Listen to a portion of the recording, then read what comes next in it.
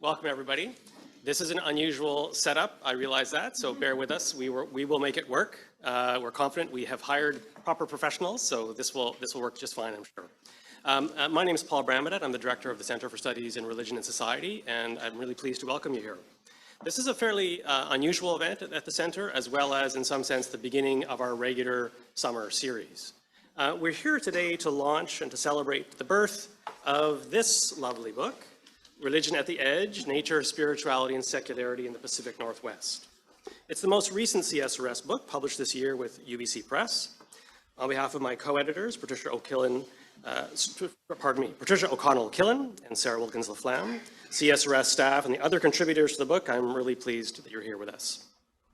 Religion at the Edge is the final product of a comprehensive study of the religious and spiritual landscape of the Pacific Northwest bioregion.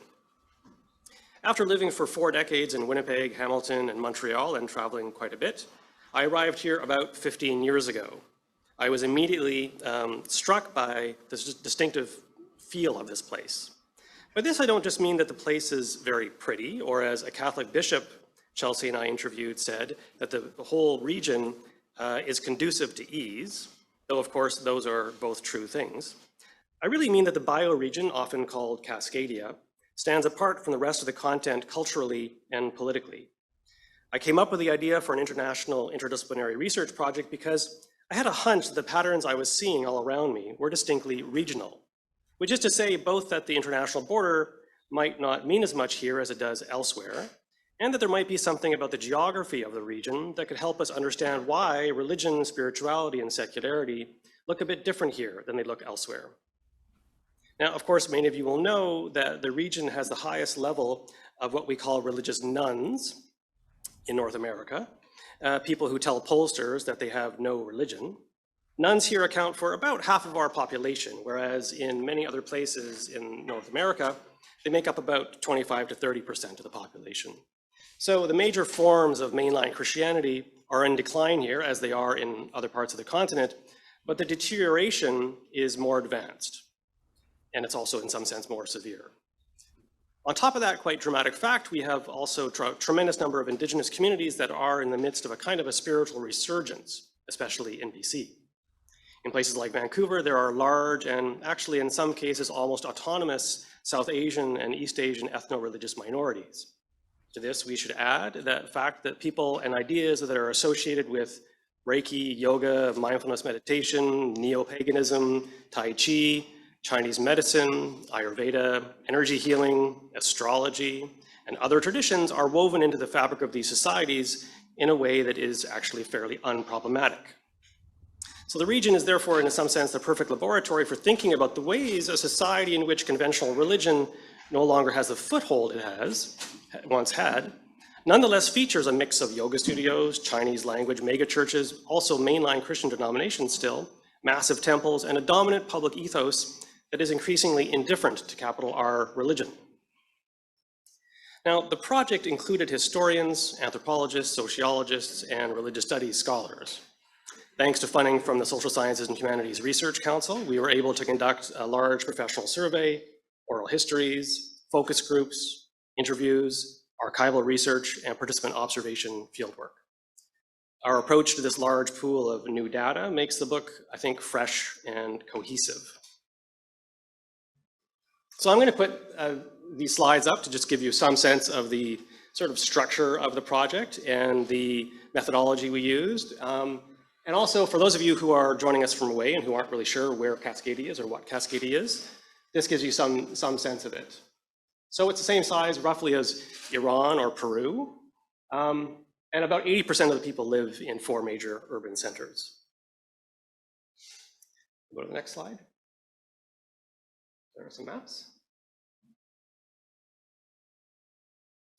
So why ask the questions that we ask in this book?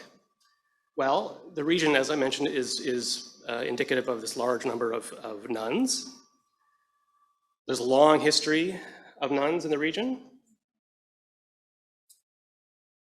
It's a possible sort of test site for new tools and new kind of theories about why things are happening as they're happening.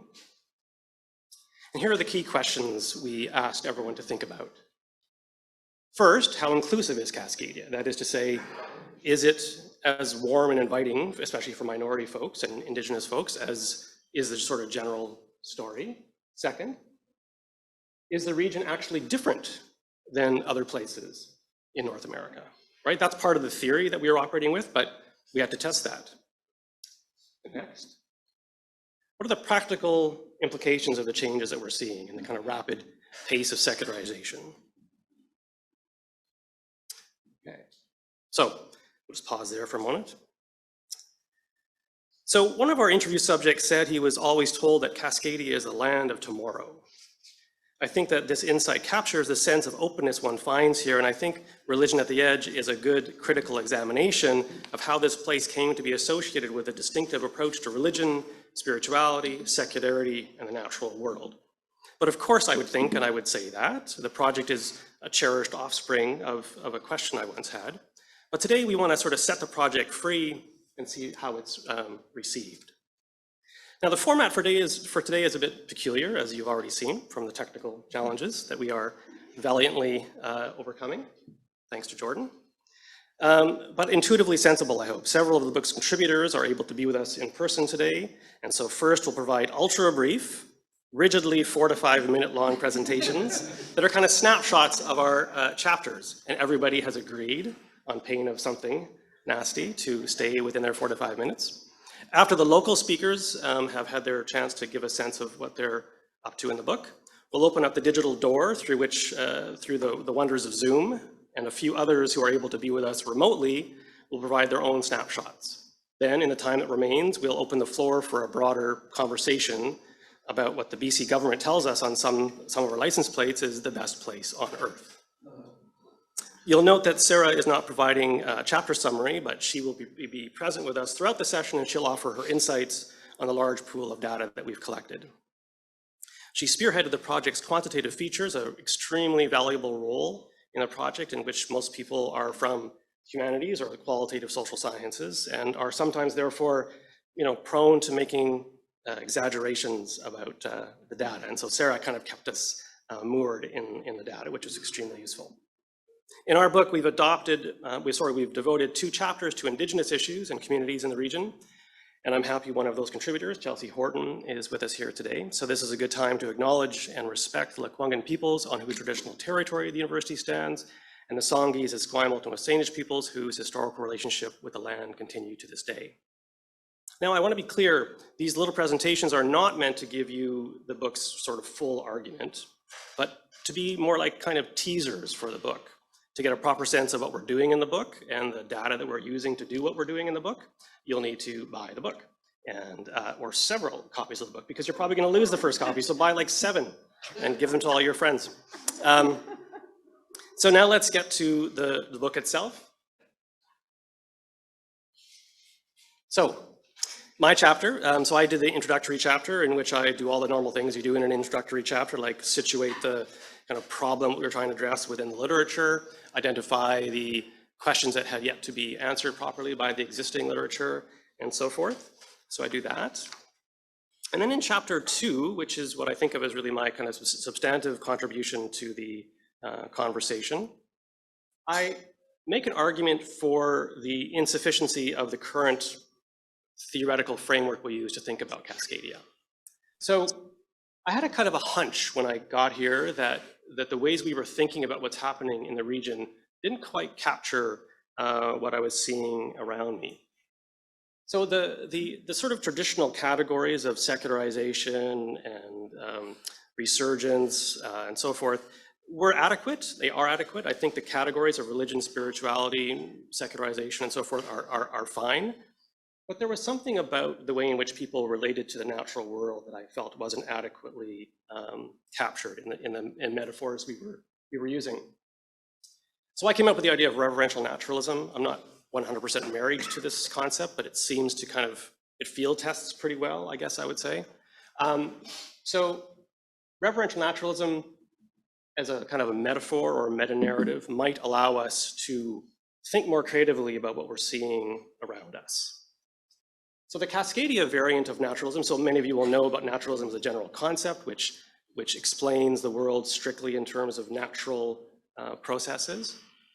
And the Cascadia variant, I would say, accepts the scientific approaches to why things happen as they happen, but actually frames the natural world in ways that are redolent, so in other words, smell like, are familiar with, smell like, mysticism, panentheism, and inclusive forms of theism. So it's a meta-narrative with a loose set of ideas and practices and values that are associated with it. It has a kind of a sublime, emphasis in it. And it struck me that it was better than the existing concepts of eco-spirituality or nature religion, partly because I think those metaphors are somewhat more inert here, certainly for people under 40, that if you begin to have a conversation with them about, do you see the natural world as your religion? Many of them are so hostile to the very concept, category of religion, that they can't quite process the question. So you have to kind of approach their experience of and practice within the natural world somewhat obliquely. And that's how you get at, I think, this sense of reverential naturalism. I won't go into depth about the evidence. I think you need to go the other direction. So these are just some passages, you can put them all up there. These are some passages that I use in my chapter that in some sense capture or encapsulate the feeling of reverential naturalism. And I just want to draw your attention to the last one. Cascadia represents the beginning of a post-Christian America. This came from a pastor that Chelsea and I interviewed. He said it's the future of religion in North America. And that is sort of a bit of a teaser for some of the things I'm pretty sure Mark Silk is going to be telling you. So now I will turn the microphone, but probably not the clicker, because all this does is make you feel awkward, because it's not really doing anything. And I'm going to pass this over to you, unless you would like to stand there awkwardly with it, which is totally fine. So now we have a chance to hear from Lynn Marks. Thanks, Paul, and hi, everybody. And just before I go on, I want to be clear that, can everyone hear me? That this article, this chapter in the book is co-authored by myself and Tina Block, who couldn't be here, either here or virtually today, but it is most definitely our joint work. And it's really great to write this chapter with Tina, because many years ago, she was my PhD student here at UVic, but has gone on to her own wonderful career. Okay, so I know I have 4 minutes, Paul, yes. Okay, so one explanation for the irreligion of the Pacific Northwest going back to the late 19th century is this notion of mobility, particularly in the late 19th century, the notion of rootless men coming to the resource frontier on their own and leaving behind religion when they crossed the Rocky Mountains, which was a common saying of the time. So this was part of the story for sure, and well into the late 20th century. But from early on, families in the Pacific Northwest also transmitted irreligion across the generations. For example, way back in 1912, a missionary in BC was complaining, missionaries in BC complained a lot, both about the white population and the indigenous population. But anyway, in this case, he was complaining that in addition to many irreligious men who lost religion when they came to BC, and who could possibly be brought back to religion because they had a religious upbringing you could appeal to, he also complained that more and more people in BC, even by the early 20th century, were raised in irreligious families. And there's no Christianity to appeal to them because their parents were not religious either. So the sources, as you can see here for this particular chapter, were the 24 oral history interviews that were collected for this paper and the larger project. And the oral history interviews include people from different generations. Sometimes we had people from 2 generations to interview. Other times people talked about their parents and grandparents. The majority of people we talked to were baby boomers. They were all white. One example here is Charles, who grew up in Oregon in the 1960s. His great-grandparents, his grandparents, and his parents were all had lived and were raised in the Pacific Northwest and were all anti-religious. And as Paul as Charles said, it honestly didn't even occur to me that anyone believed in God until my early teens. So that was just the culture and the family in which he was raised. Okay, it worked. All right, so in this chapter, Tina and I talk about various themes, but I can't talk about everything, so I'll just focus on two of the major themes, which are gender and class. Certainly, in all the literature on the history of religion, there's this notion that women were more likely to remain religious. It was certainly true in the pre-World War II period, the people who we interviewed who had parents or grandparents from that period, and particularly in working class immigrant families. One of our interviewees, Keith, noted that over several generations, the men in his family, and this was in Washington State among Fisher families, were kind of, quote, famously, hilariously irreligious, just anti-church, offensively anti-church. But most women were believers and not too happy with their husbands and fathers. But there were at the same time many women that came up with that we either talked to or we talked to them, their children. There were many irreligious women raised in irreligious families. But what's interesting is most of these irreligious women still made their kids go to Sunday school, either to avoid social stigma, and we know that the Pacific Northwest was less religious than the rest of North America, but the majority were still going to church. So if you didn't go to church, particularly before the 80s, and particularly in smaller communities, you stood out. So these mothers were trying to avoid their kids being ostracized or themselves being ostracized for not sending their kids. Or also, what was fairly common in the interviews was this notion, I wanted them to know what it was all about. Like they were opposed to what they saw as the indoctrination that the churches imposed on kids, so they didn't want to indoctrinate their kids in not being religious. So they wanted to expose them to both sides, as they said.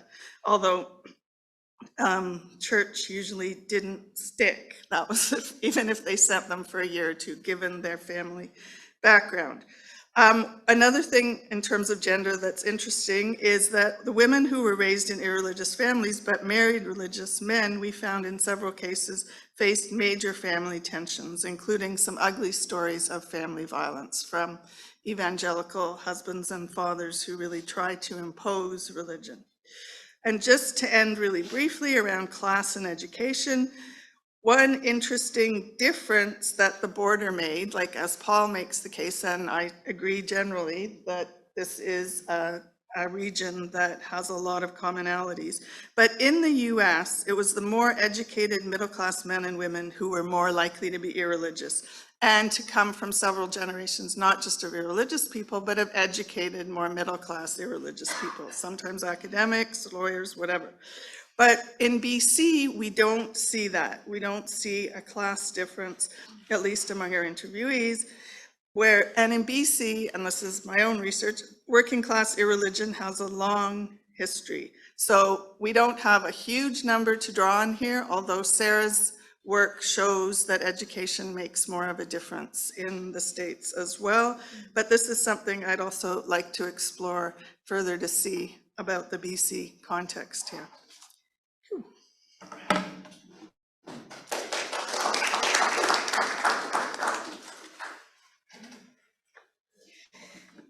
Greetings, everybody. It's so lovely to be back in this space and to see so many familiar faces, masked or unmasked. It's really wonderful. And like Paul, I want to, of course, express my deep gratitude to these lands and the people of these lands, the Lekwungen-speaking peoples, also the Wasanich peoples, the broader what's now Victoria area, also the homelands of the Snanawas people, which is where I live, further up island, where I wrote my chapter for this volume. And I traveled down from Nanuspe this morning, and it's Red Dress Day. And there was a lot of red dresses hanging along the highway this morning. And so I want to acknowledge that as well, remembrance and call to action around the ongoing living history around violence committed against Indigenous women and girls. And recognition of Indigenous peoples and place is really fundamental to my contribution to this project, which seeks to situate the Pacific Northwest in that living historical context of settler colonialism. And with this comes critical inquiry around the category Pacific Northwest and around the category of Cascadia in particular, that being a bioregional concept and framework overlaid upon Indigenous territories and concepts of territoriality that of course predate contact, predate colonialism, and live on as well, that are not defined nor restricted by colonial borders. So my chapter plays with, takes up the question that's core to the volume around sort of whither the border.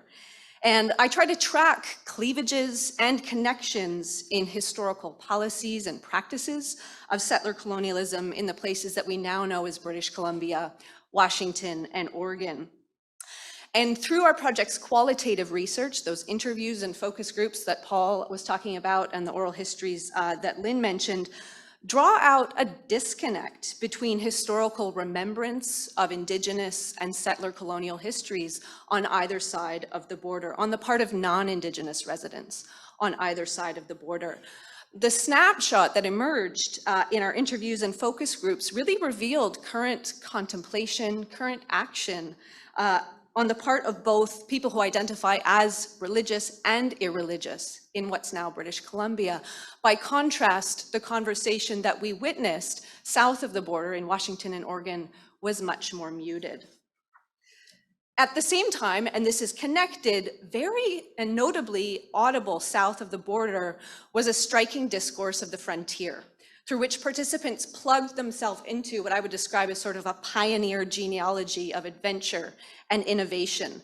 Many of my colleagues in this volume and elsewhere have observed, as Lynn has just mentioned, the Pacific Northwest has long been storied as exceptional, as freed geographically, psychologically from the fetters of family, of institutionalized power, organized religion, among that, included within that sort of institutionalized forms of power. So according to this story, this is the ethereal frontier of freedom to which people come, move east or west, often west as the narrative goes, to carve their own spiritual path.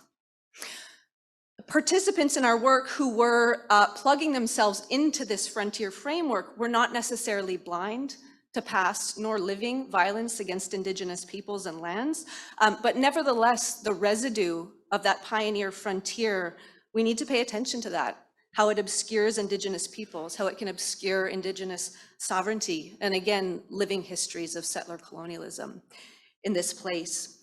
So my chapter sits with, takes up these silences, but posits at the same time a potential for mutual respect, for respectful relationship building that resides in this very deep devotion to place that is held and was articulated by so many of the folks that we spoke to in this region. We conducted our fieldwork 3 years after the Truth and Reconciliation Commission on Indian Residential Schools issued its final report in 2015, 3 years before Tecumloops Te Secwepemc issued their announcement about the discovery of the unmarked graves of 215 children on the site of the former state-funded Catholic-run Kamloops Indian Residential School, something that at least those of us here in Canada know has but prompted ongoing work and announcements, something that is not news to Indigenous peoples and in Indigenous communities, but is nevertheless raising awareness and hearts and minds, I think, among other Canadians for whom this is news. So in foregrounding settler reflections on Indigenous settler relations in BC today, and in sort of drawing attention to and contrasting that with what we heard as this relative quiet south of the border, I want to underline that it's in no way my intent to reinscribe what I would describe as a benevolent, and others have described too, as a benevolent peacemaker myth upon which I think this nation has long nourished itself. Current momentum around reconciliation, resurgence, rights, land, law in BC comes out of the acutely unsettled nature of settler colonial history here, and the strength and leadership of Indigenous peoples in living and sharing their stories of resilience and sovereignty. So I'm really delighted that my colleague, who's not here with us today, but I'm sure is in spirit, Suzanne Crawford O'Brien, also takes up that thread in her chapter. And I see our contributions as really interlinked. So thank you.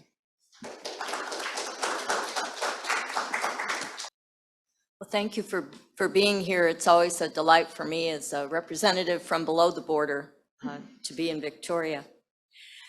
So my chapter is rooted in the project's qualitative data, and particularly the narratives of the 14 adults from the family history interviews who still identify with and practice some form of Christianity.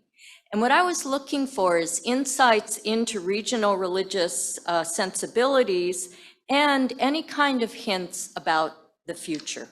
So I simply want to share two thematic tensions that emerged in the data and that are explored in my chapter. The first theme is the primacy and privacy of the individual's spiritual journey as preeminent values that permeate the regional religious sensibility and exacerbate a kind of tension between the desire for freedom and the desire for community. Now, these values were and are prized, and often as the interviewees described how their families got to the region in the late 19th or early 20th century, those themes appeared. They also tended to be taught early. So for example, Pacific Oregon longtime resident Henry reported telling his teenage sons, quote, "We don't care what you believe, but we are controlling your behavior until you leave home," which meant they had to go to church, but they didn't care at all what they believed. But though prized, these values have a shadow side that is seen in unintended consequences. And one of those that we saw in the interviews is the fraying of familial bonds. So religious parents shared distress with the interviewers over their adult children's religious practice or lack thereof, and curiosity about what their children actually now believed. Yet, the parents told us they would not ask their children about it, they would not pry. Okay.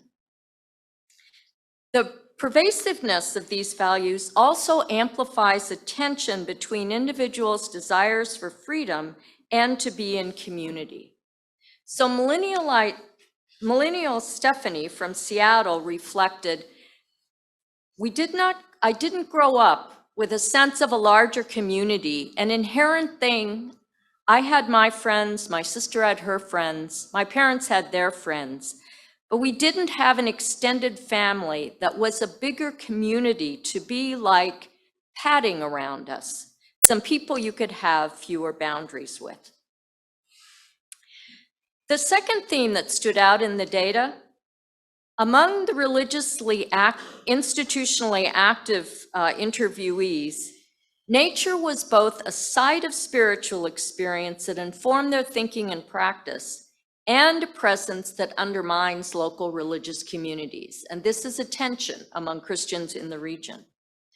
Of a summer working at Young Life's Camp Malibu here in BC, Seattle lifelong resident and evangelical Donald recalled, quote, "The sense of being with people actively involved in a beautiful place was a significant life transition."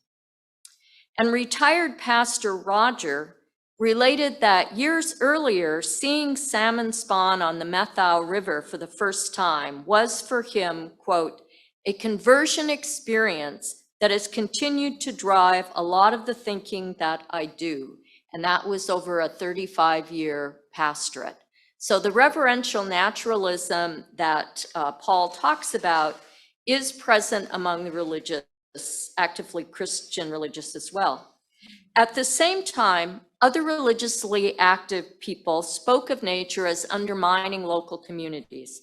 For example, Pastor Olson observed that his congregants seemed to expect brownie points for telling him they would miss services next week because they would be hiking. And evangelical millennial Cody emphasized, quote, "nature is not the main thing, not inherently spiritual."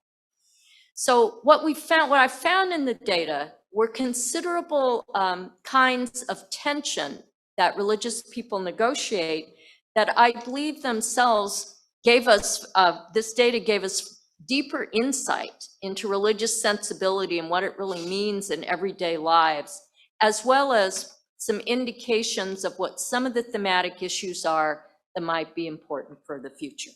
Thank you. Okay, now we're going to try to do something creative here. And we're going to bring in the remote panelists. First, we have Mark Silk, then Jim Wellman, and then Michael. Well, I'm delighted to be here. I feel like it's sort of appropriate that I zoom in since I'm really the interloper in this entire project. I visited Cascadia, but I've never lived there. And I'm here really by way of background. I edited or got a grant to do a series of volumes on religion and public life in each of 8 regions of the country. And one of them was the Pacific Northwest, not including Canada. But this was a challenging job, but thank the Lord, I found Patricia Killen, who was prepared to actually do the hard work of assembling the right team to do that. And this volume, which appeared now almost 2 decades ago, opened a conversation which is fascinating to me. And so I took on the job here of trying to think about this region in the context of the rest of the United States and the rest of Canada, and kind of contextualizing what's happened religiously and the state of religion and public life in not only Washington, Oregon, and Alaska, but also British Columbia. So this was a fascinating opportunity. And I should say that we subtitled our volume, those almost 2 decades ago, The None Zone, because this is a region which had the highest proportion of people who did not, who said that they did not have a religious affiliation, who didn't have a religion. That seemed to us to make this region an outlier back then, but given what's happened in the rest of the country since then, it's clear that it has been in a way the advance guard of both countries, which have become increasingly populated by these so-called nuns.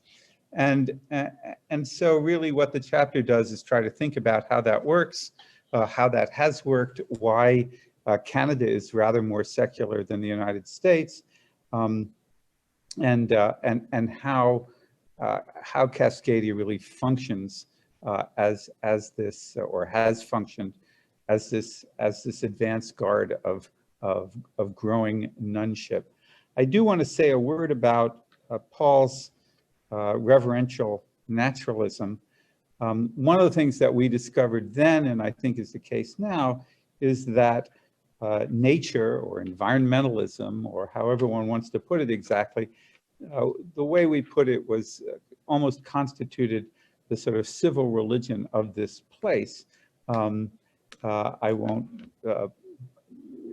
make it tedious to talk about the idea of civil religion, but the idea that this kind of environmental concern should function in a kind of religious way also helped to explain some interesting aspects of the data that we were using, which showed that the strong evangelical population in Washington and Oregon were more critical of environmentalism in this region than they were in the rest of the country. And in a sense, they understood and understand that a certain kind of environmentalism, or a certain kind of, we'll call it reverential naturalism, stands in some opposition to their own religious project. And indeed, since that time, the white evangelicals in the rest of the United States certainly have become the most dubious about climate change, the most resistant to ideas of anthropogenic climate change. I think one of the most interesting sort of public policy issues which show this advanced guard feature is the way physician-assisted suicide in BC and Oregon and Washington have sort of led both countries to adopt, to a considerable degree in the United States and nationally in Canada, physician-assisted suicide as a public policy. It is clear that this policy is closely related to nun status, to lack of religious commitment or identification, and it is a policy which has sort of followed the growth of nuns as it has spread out and affected both countries. I do think finally that that this project has, or at least my piece of it, led me to try to think more clearly about why Canada seems more secular than the United States when the proportion of nuns is not that much greater. And I would point to a couple of things on the sheer question of numbers. It seemed to me that the real differentiator, what differentiates the two countries, is the greater presence of evangelical Protestants in the United States. That accounts for much of the differential. So that's a piece of the story. The other piece is that probably the most secular population religiously in, one might say, in Canada are not nuns, but people who identify as Catholics. That is, if you look at Quebec and the Quiet Revolution, on just about every scale of belief and behavior, Quebecois Catholics are just, nowhere in sight of religion. And yet, they are far more likely to identify, in fact, overwhelmingly, they identify as Roman Catholics rather than as nuns. I think Canadians understand enough of their religious history to make sense of why that is, but that identification as Roman Catholic on the part of highly secular Quebecois above all has to do with cultural identification and not with religion. So I'll leave it at that. Thanks, Mark. Now, Jim Willman. Yeah, thanks. This has been about a 20-year journey of me trying to understand Protestantism in the Pacific Northwest, and so this volume was a part of that process. And really, what I kind of came to is that Cascadia is moving ever more towards a non-religious but spiritual libertarian kind of point of view. So with that happening, what I saw in the data, and I think this is continuing to be true, is that mainline Protestantism really is a hard sell. Young people are fleeing the church.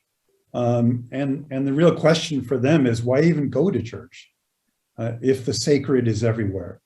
And there is that kind of intuition that this is a sacred land in some form.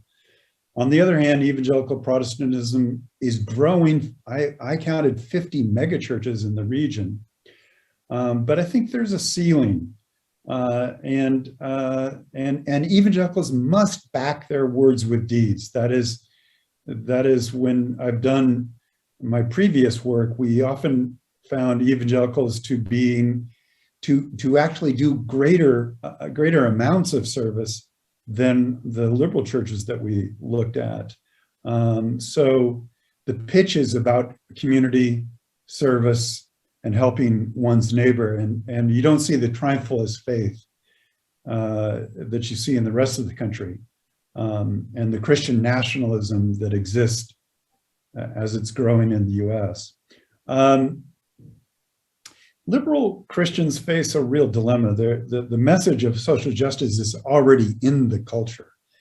And we saw this in interviews with people in Portland, liberal Protestants in Portland and Seattle, is nobody wants to go to church, or people really wonder, why should I go to church? When groups that are doing social justice are plentiful outside the church. So, you know, in the end, and what I found, and I think what this volume underlines, is that Cascadia will not be conquered, certainly by organized religion. I think ecological concerns trump all the other values in Cascadia.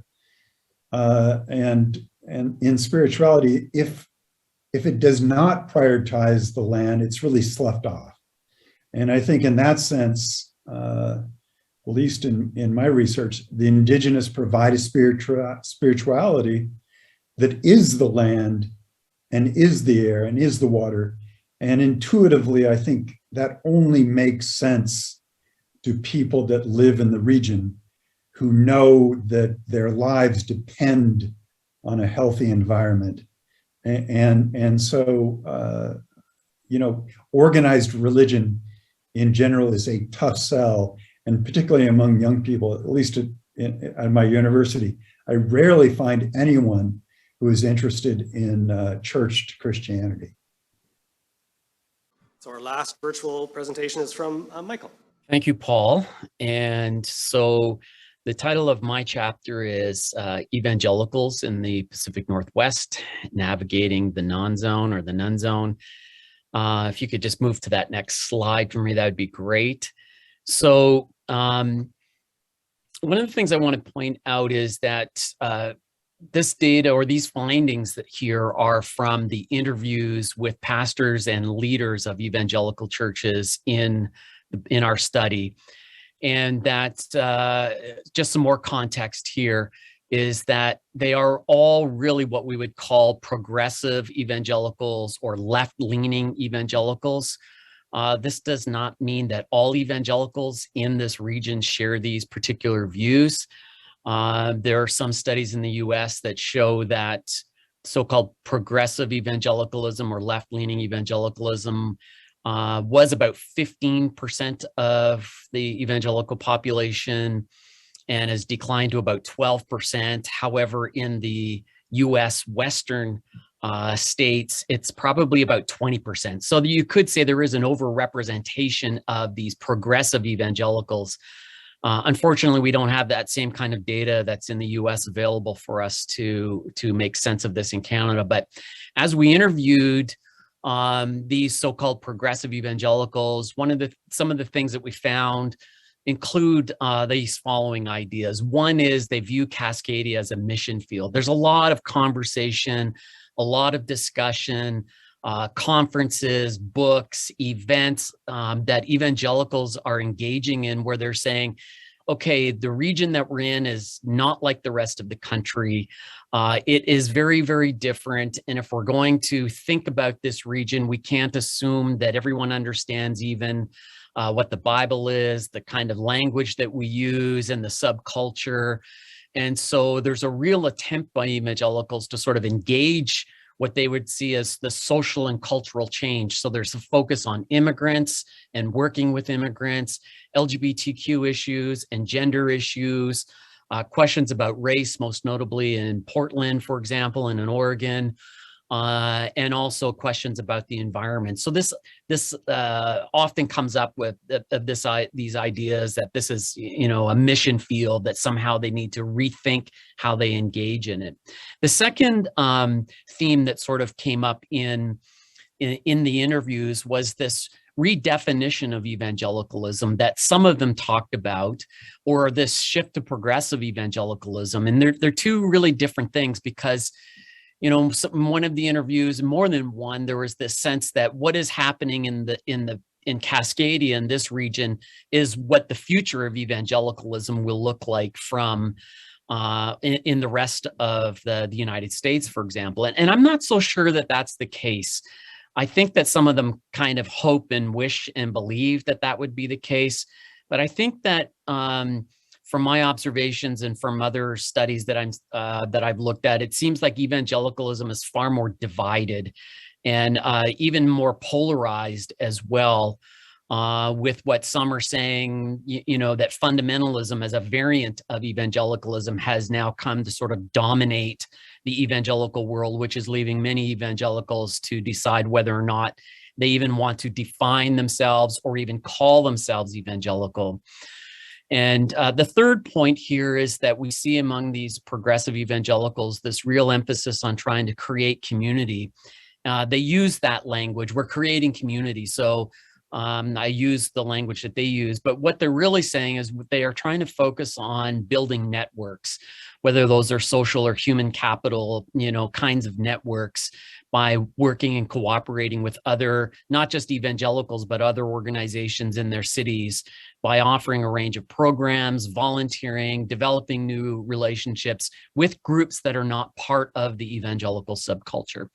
And then fourthly, there's a real focus on diversity, or it's certainly in part of the attention and the conversation of evangelicals in this region, where they do believe that if they are going to have some kind of voice, that they need to engage diverse peoples, religions, ideological groups.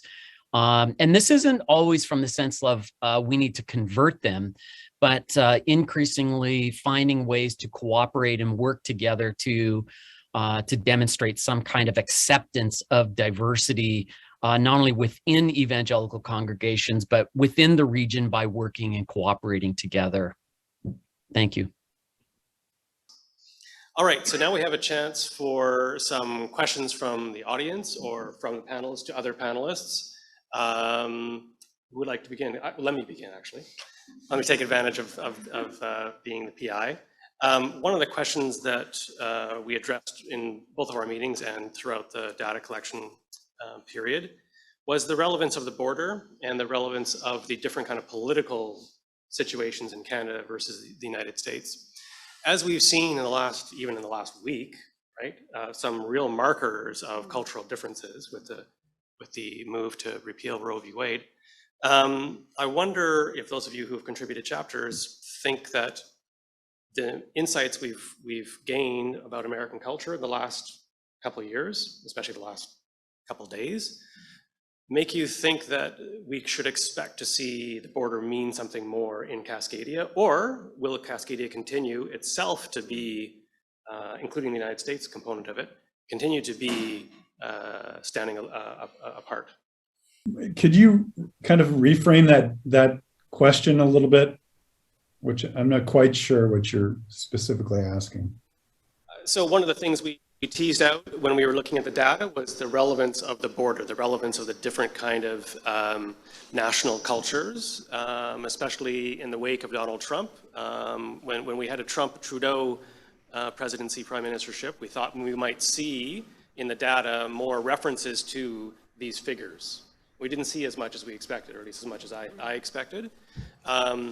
And I wonder if what we've seen of late, or in the last few years, makes you feel like maybe, especially around the evangelical question, maybe we might see some hardening of the differences between evangelicals and non-evangelicals. Because again, in Canada, of course, because the Roe v. Wade issue is not an active issue here, of course. So there's a different kind of cultural, political pressure.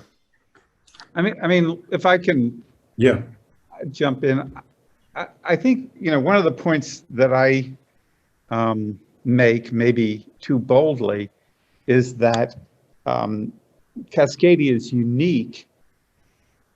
It's not that there aren't cross-border commonalities, say in South Texas or maybe in northern Maine, between the United States and its neighbors, but the Cascadia, arguably, and again, I speak as an outsider, shows there may be ways in which British Columbians and U.S. Washingtonians, Oregonians feel closer to each other than they do to the rest of their own countries, and that I'm not particularly surprised that those border issues don't matter more. Now, I may be just too far away, but you guys are awfully far away from where I am in Hartford, and I think just plain geographical distance, and having been out there as a visitor, I mean, if you're in Seattle, going across to Vancouver is going to a place that seems familiar. So I guess I just am not surprised by that. I'm not sure if I'm going to answer this question very directly, but my sense is that at least evangelicals in Washington, Oregon, are so used to living sort of as a minority group within a very liberal context that, when I talk to them, that they have more conservative values, but they have no, they're not thinking that they're going to convert you or convert the region. So they're really living within their own subcultures and not making, unless they, and Eastern Washington is is a completely different culture.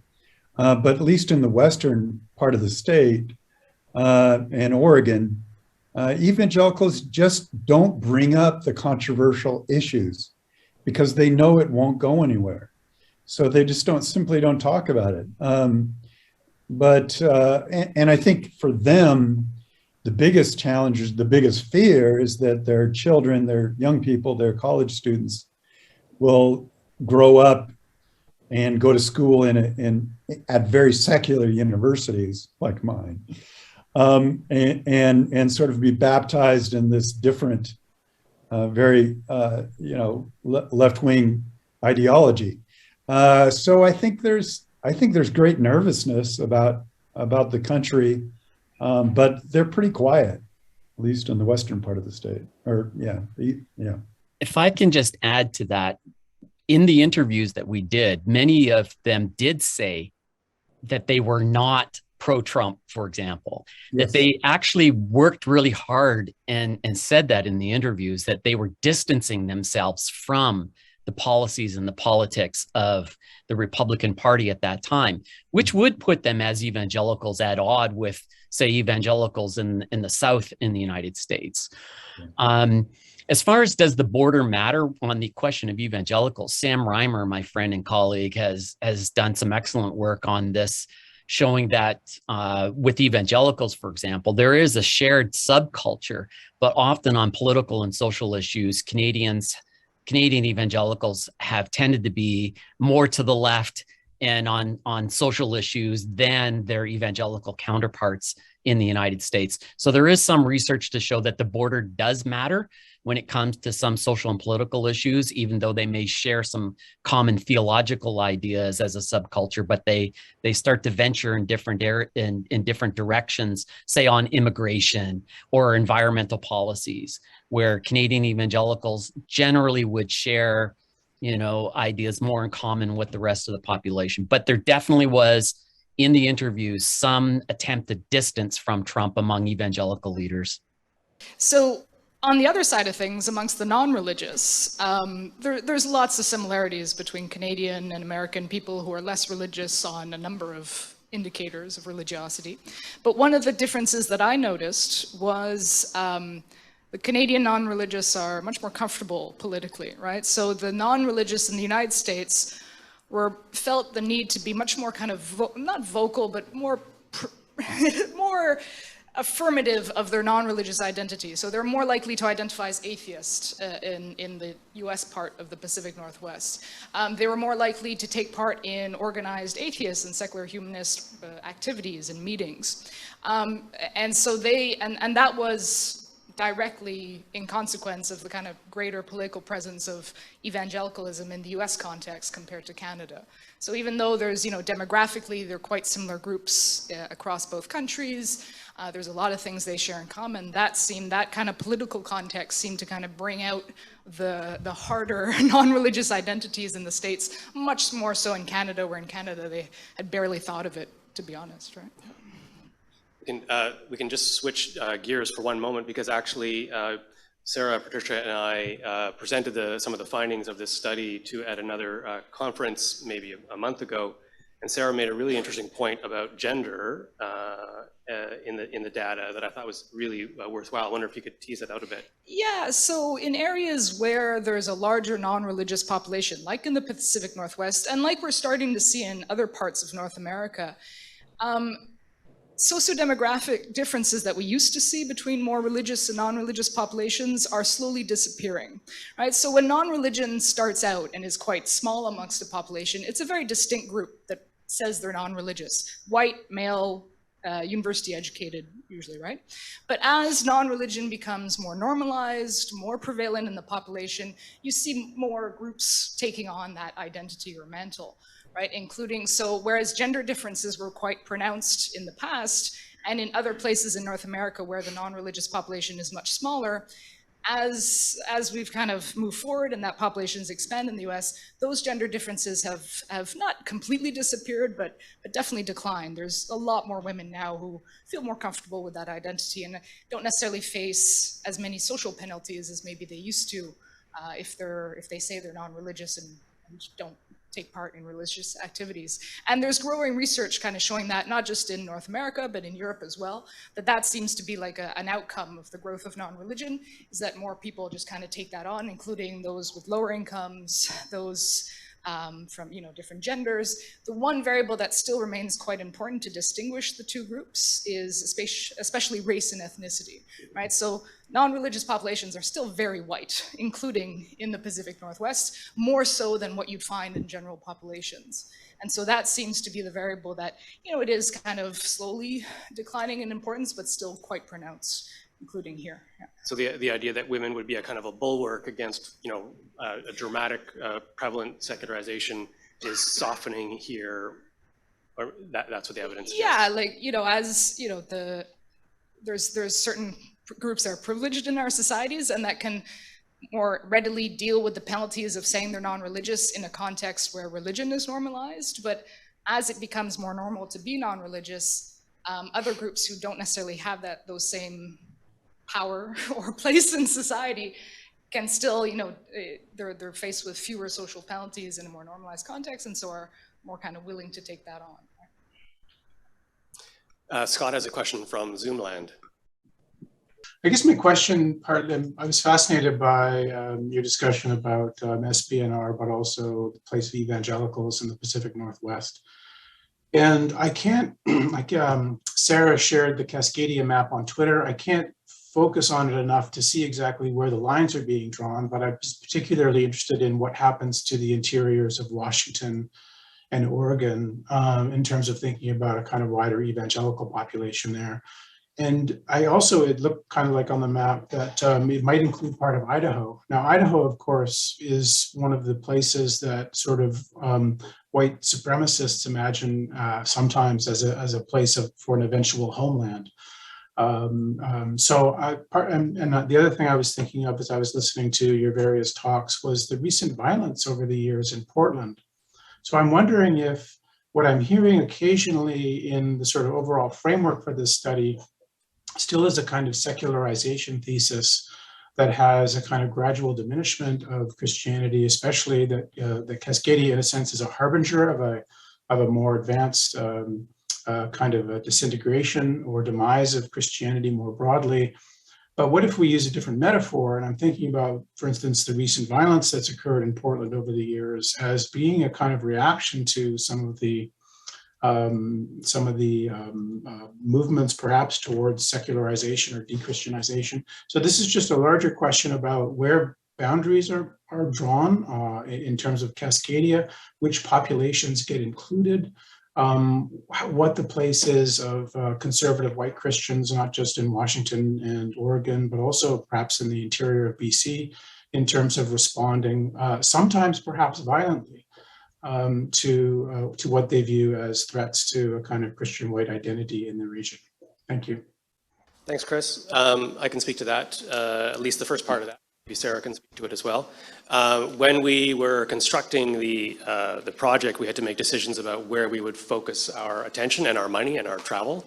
And so we actually decided to focus on the four major kind of urban clusters, Vancouver, Seattle, Portland, and Victoria.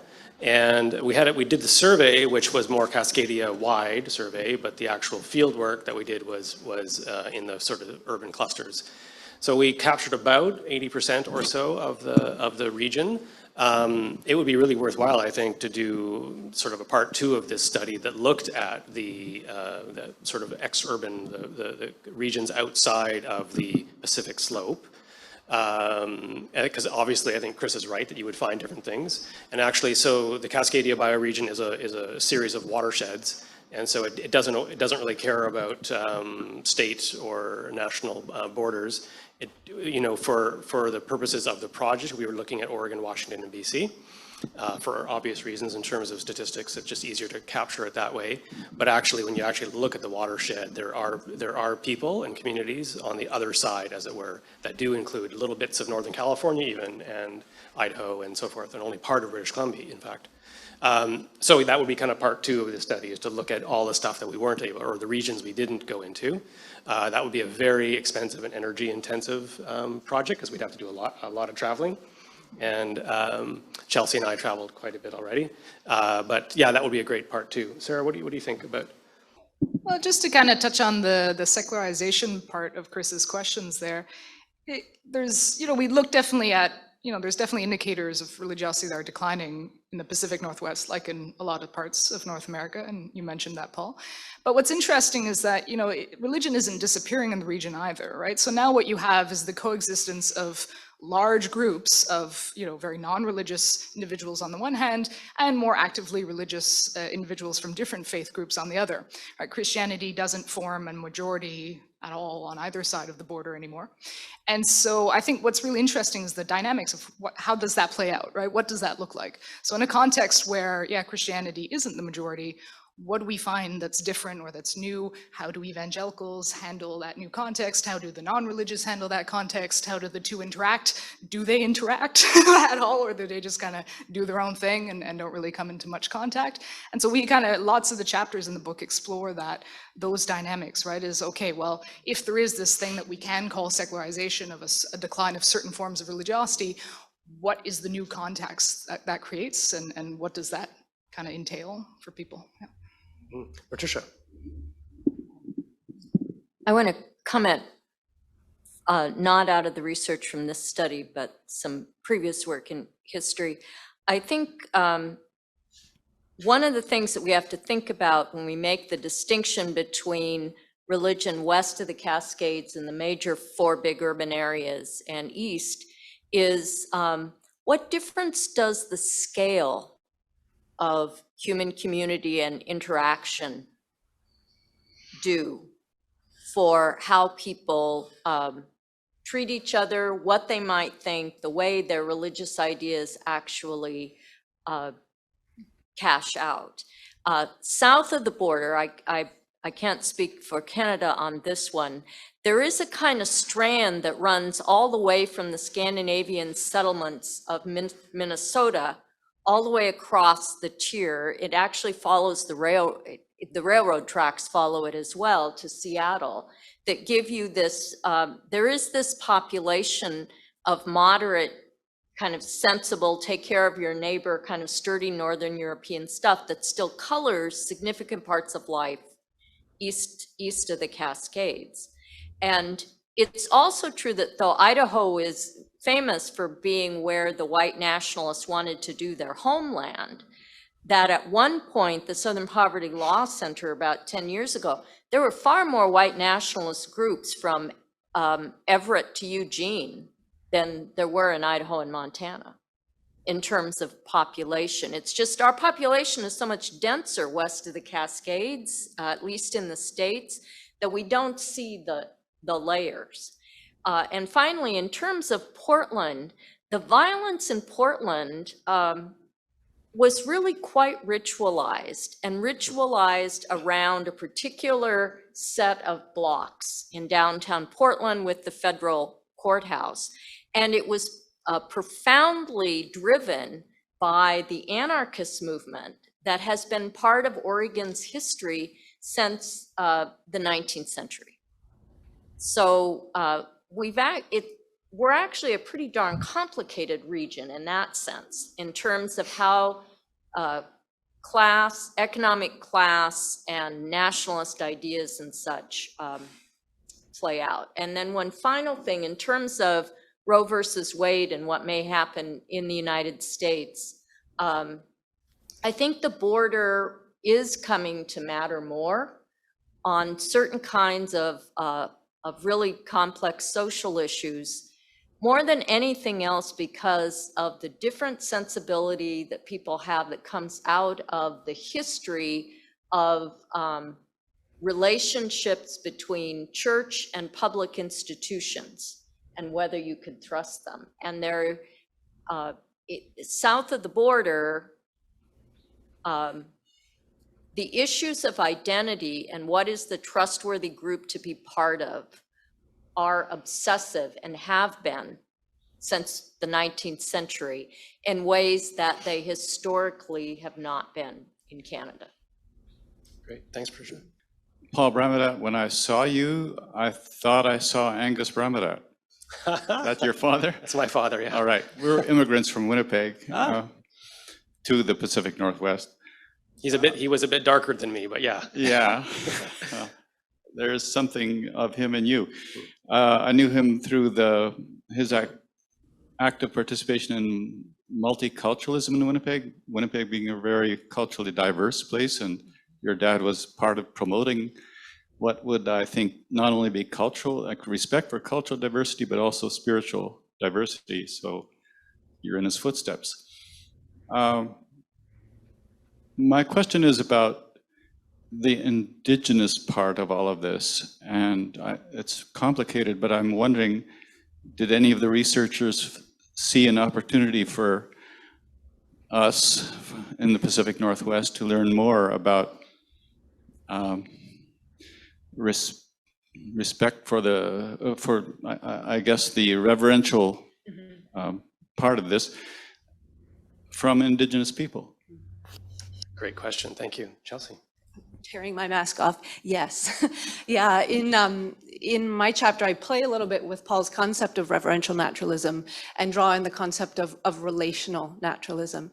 You know, these Indigenous teachings that of course are always going to be specific to a particular community, a particular nation.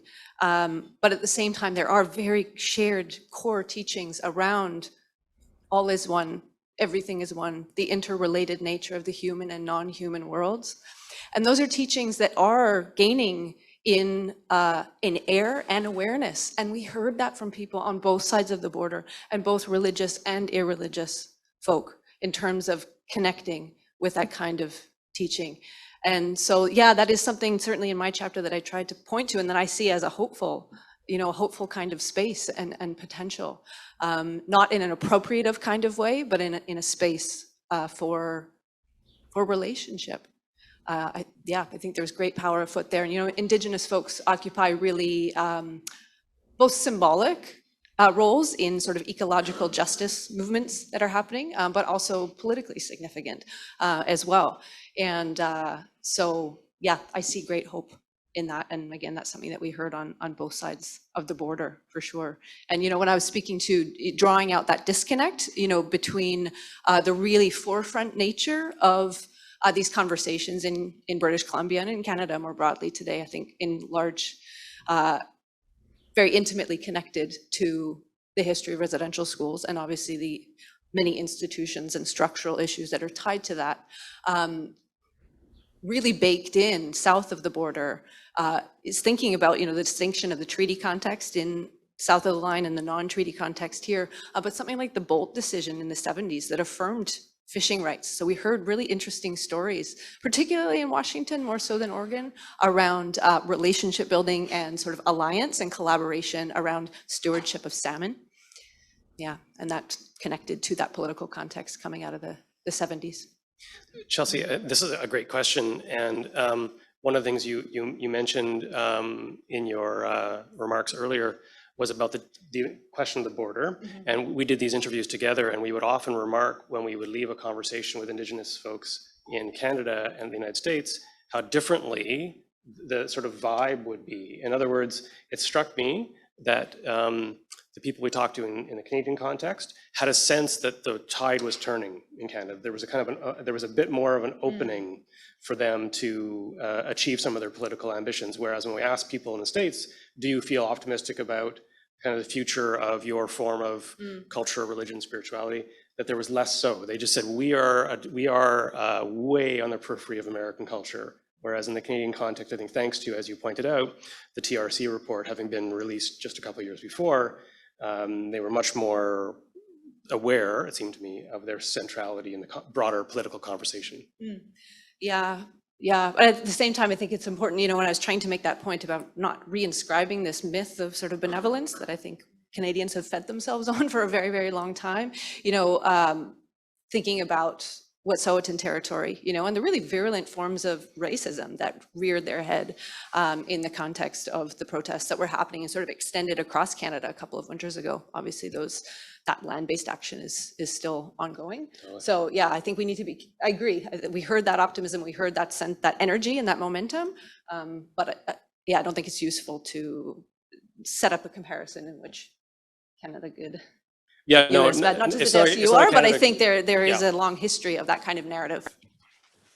Yeah, it was just more that the people we were talking to in Canada were operating in a post-TRC report context, whereas in the States they don't have such a thing, and so and of course they are trying to get onto the political radar and competing with BLM and other kinds of movements which are taking up much more space. I was just wondering. There's the main opposition in the book seems to be between the nuns and Christians, or even Protestant Christians, or perhaps evangelicals.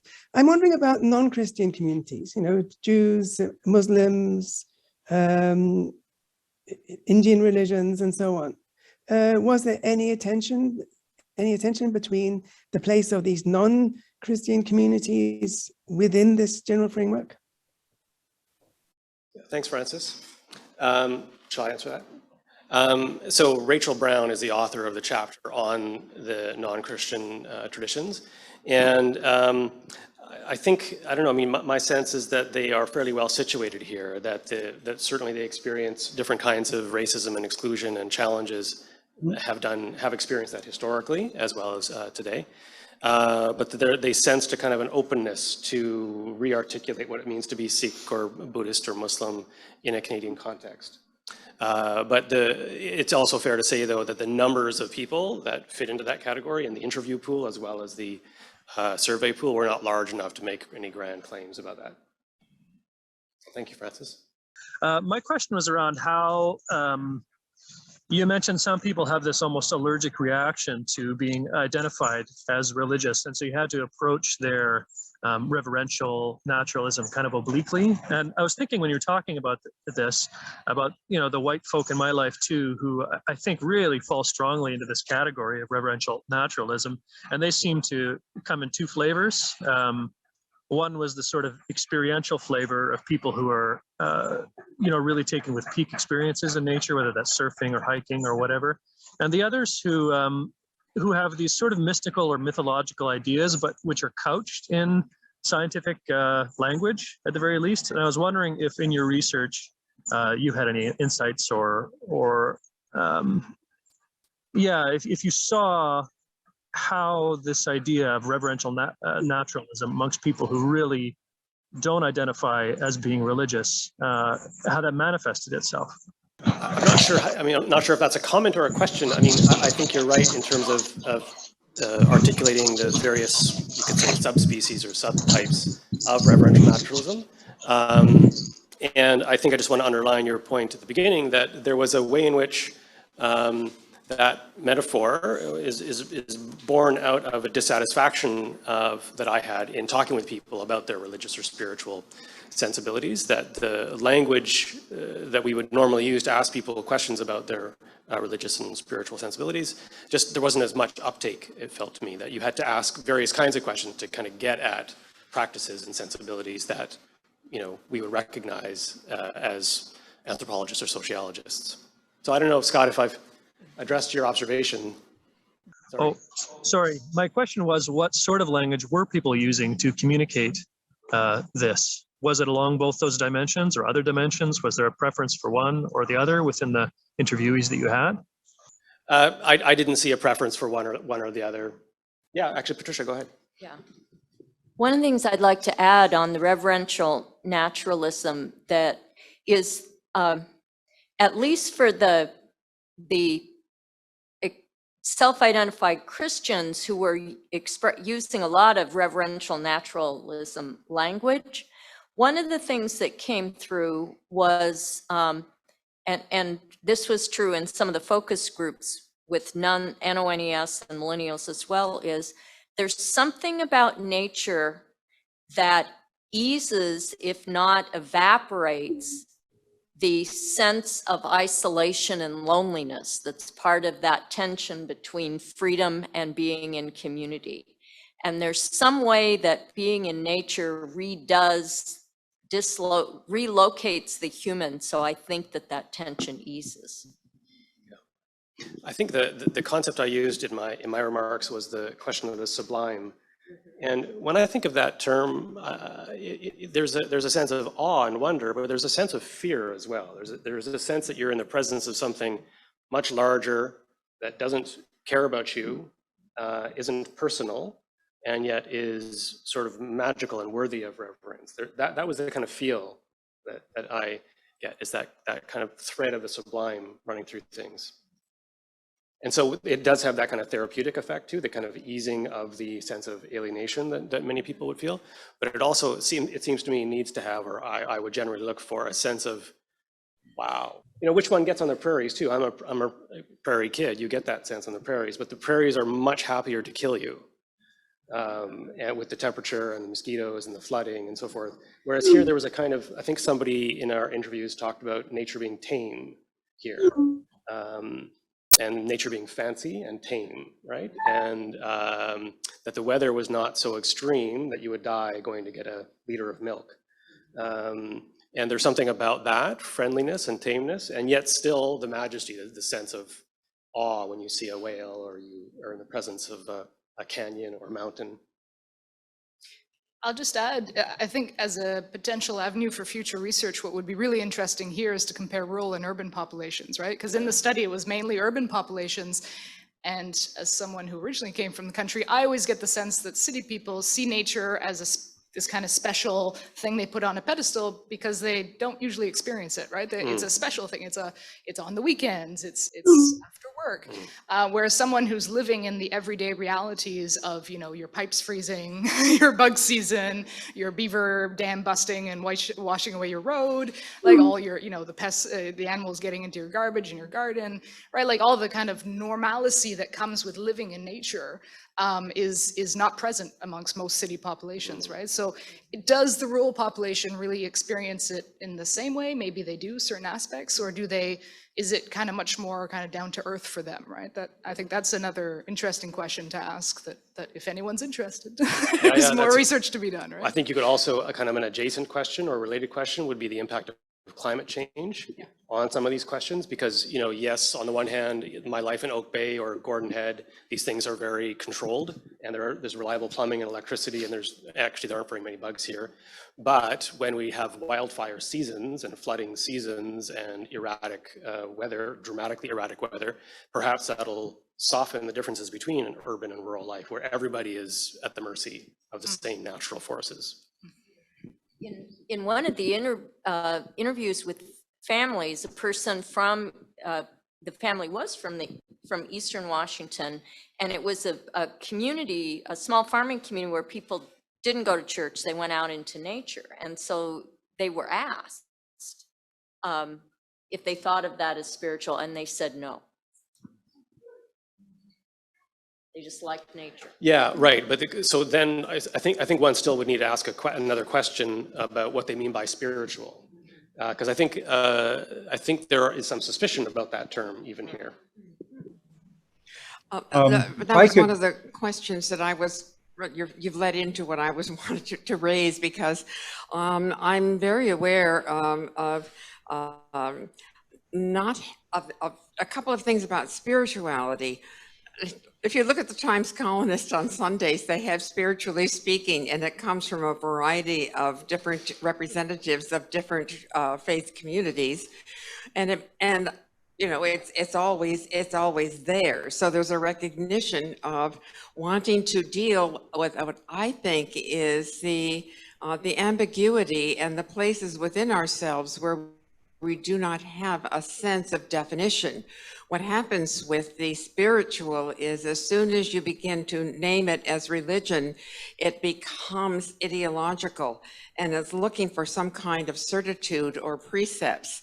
Whereas I think it was a poet, Dvorah, correct me if I'm wrong, but it was Wallace Stevens that said that poets are priests of the infinite. So when we become aware of something that is a larger mystery than something that we can define, then we are within the realm of a spiritual. And as soon as we try to put definition on it, which means a cognitive or a binary either or, we get into the sense, we get into the realm of religion and convictions and theological systems and beliefs. So that's a challenge, I think, to this study and to us. Paul, if I could interject a quick comment here. One of the, I won't go through all the details of this, but one of the oddities of our survey was that there actually, if you compare the number of people who say that they're spiritual but not religious in Cascadia to the rest of the United States and Canada, there are fewer of them, which seems very counterintuitive. But we asked the question in a different way. And just to cut to the chase, you'll read the book and find out what my argument is. But I do make a case, and I think that we've misunderstood who the people who say they're spiritual but not religious are. Most of them appear to be members of religious bodies. They identify as religious and not nuns. There are nuns who are spiritual and who will say that, but I think that spiritual but not religious actually picks out people who are relatively loosely connected, but connected to religious institutions, and they are on the move and probably not in the right direction if you care about religious membership. Yeah, just to continue on that, Mark, you really have to kind of make the distinction between the SBNR, the spiritual but not religious, as a conceptual tool that we use in kind of scholarly research, where we're making a distinction between religion in its kind of more organized and institutional conventional forms and less conventional spiritualities, and people who do the kind of more less conventional spiritualities but not organized religion. Whereas when you ask people themselves, like Mark said, it's often those who do both who might call themselves the SBNR crowd. So it's worth, when you're working with that terminology, to kind of make that distinction about what you're talking about. And yeah, in the Pacific Northwest, there's just fewer people doing organized religion, and so there's fewer people taking on that SBNR label when you ask them in surveys, because they are, like Mark says, not all of them, but a big chunk of who will say they're SBNR, because that spiritual word has a more positive connotation today, right? And so, yeah, people like it to use it more to define themselves. Yeah. Very good. So I'm afraid we have to wrap up now, but if you, as I mentioned earlier, my earlier comments, this is the beginning of our spring/summer lecture series, which The next one is going to be next Thursday, May 12th at 1 o'clock. This is only on Zoom because I think the speaker is joining us from, I want to say, Switzerland. Anyway, so join us for that next week. Paige? The book can be purchased right now online. Anyway, thanks everybody online as well as in the room. Take care.